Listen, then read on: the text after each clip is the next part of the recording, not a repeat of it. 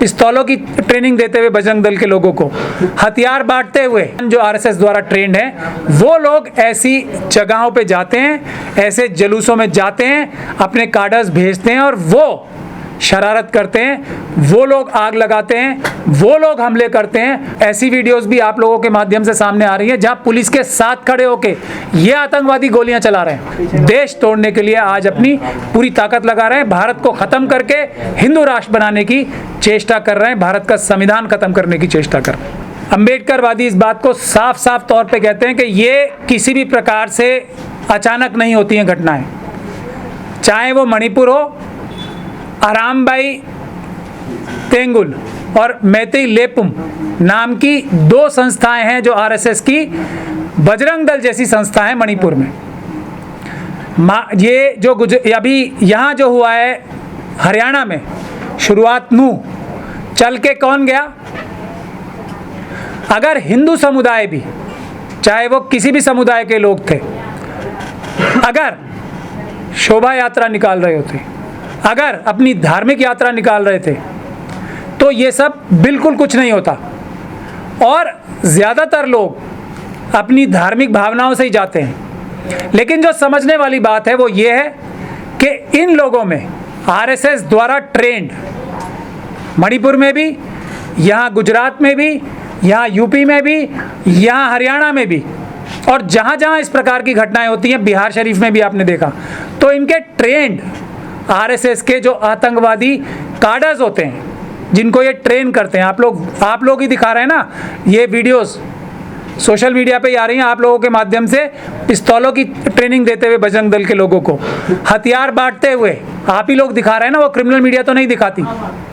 तो ये आतंकवादी संगठन जो हैं, इनको जो इनके हथियारबंद ट्रेंड सिपाही हैं, एक तरह से जो आतंकवादी हैं, जिस आतंकवादी एक संगठन की सरगना जो थी साध्वी प्रज्ञा सिंह ठाकुर, वो वैसी ही संस्थान जो आरएसएस द्वारा ट्रेंड है, वो लोग ऐसी जगहों पे जाते हैं, ऐसे जुलूसों में जाते हैं, अपने कार्डर्स भेजते हैं और वो शरारत करते हैं, वो लोग आग लगाते हैं, वो लोग हमले करते हैं। पूरा कोई भी समुदाय कोई ऐसी गलती नहीं करता है। एक तो हमें ये बात अच्छी तरीके से आपके माध्यम से पूरे देश को समझ लेनी चाहिए।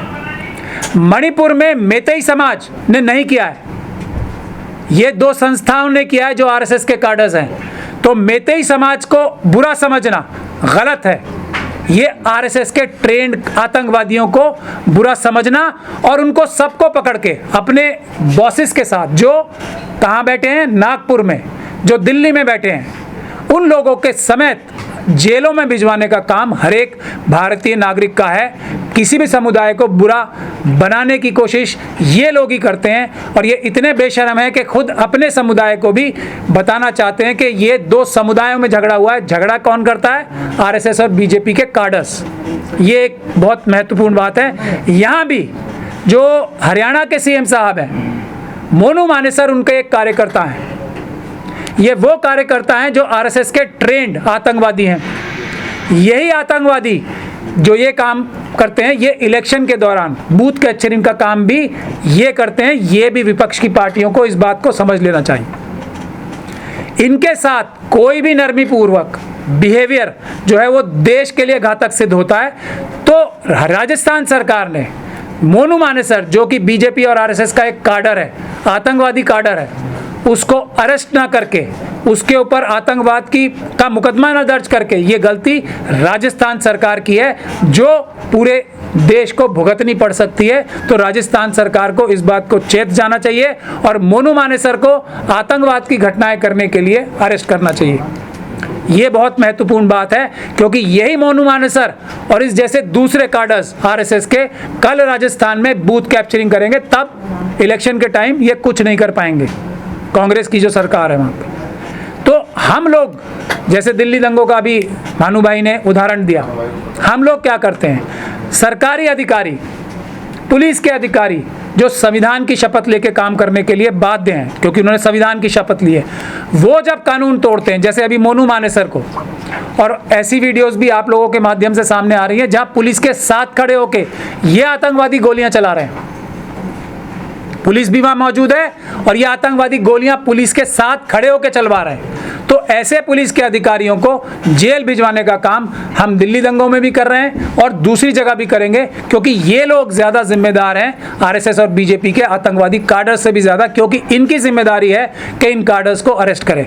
भले ही कितना भी प्रेशर हो अमित शाह जी की तरफ से, भले ही खट्टर साहब की तरफ से कितना भी प्रेशर हो, भले ही चीफ मिनिस्टर मणिपुर का कितना भी प्रेशर हो, पुलिस को काम संविधान के दायरे में करना है। सरकारी अफसरों को काम सरकार संविधान के दायरे में रह के संविधान की जिम्मेदारी के तहत करना है। यही काम हम लोग मणिपुर से भी जाएंगे, वहाँ से भी हमारे पास आ रही है रिक्वेस्ट, जो हम जाएंगे वहाँ भी, और नू भी जाएंगे, वहाँ से भी हमारे पास लोग आ रहे हैं। लेकिन हम जाएंगे तो हम ये संवैधानिक वार्निंग दे रहे हैं, वैधानिक वार्निंग दे रहे हैं सभी पुलिस के अधिकारियों को, सभी सरकारी अधिकारियों को, कितना भी प्रेशर पॉलिटिकल आपके आकाओं की तरफ से हो, आप वो काम करोगे जो कानून आपसे कहता है करने के लिए, उसके बाहर जाके काम करोगे तो आप भी अपराधी हो जाओगे। ये सोच समझ के आप जो भी कार्य कर रहे हो करो, वरना कानून आपको पड़ेगा, संविधान पकड़ेगा।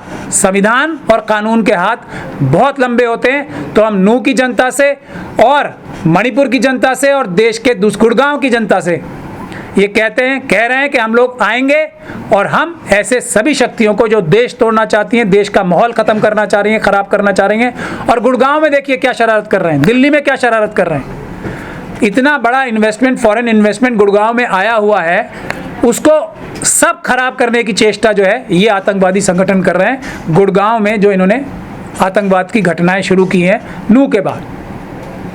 तो ये लोग देश के दुश्मन हैं, ये लोग संविधान के दुश्मन हैं, और ये लोग इस देश के सच्चे और अच्छे नागरिकों के सबके दुश्मन हैं।